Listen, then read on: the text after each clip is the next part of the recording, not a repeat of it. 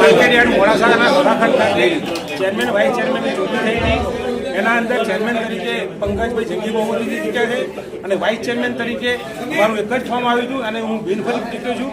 આવનારા દિવસોના અંદર વેપારી અને ખેડૂતો એક સાંકળ છે, એને સાંકળને બિલકુલ મજબૂત સાંકળ બનાવી અને આવનારા દિવસોના અંદર ખેડૂતો અને વેપારીઓનું એક સંકલન જળવાઈ રહે અને વેપારીઓના ખેડૂતોના વિકાસ થાય અને યાર્ડના અંદર ખૂબ જ ઉત્સાહથી ખેડૂતો આવે એ રીતની એક દિશાના અંદર મેં કાર્ય કરીશું। મોડાસા ડીપીએમસી ખાતે ચેરમેન વાઇસ ચેરમેનની ચૂંટણી યોજાઈ, જેની અંદર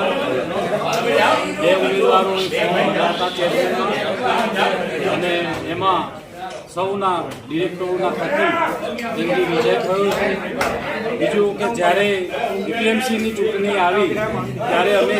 ખેડૂત હિત રક્ષક પેનલનું નામ કરી અને ચૂંટણીમાં ઝંપલાવ્યું હતું અને દરેક ખેડૂતોએ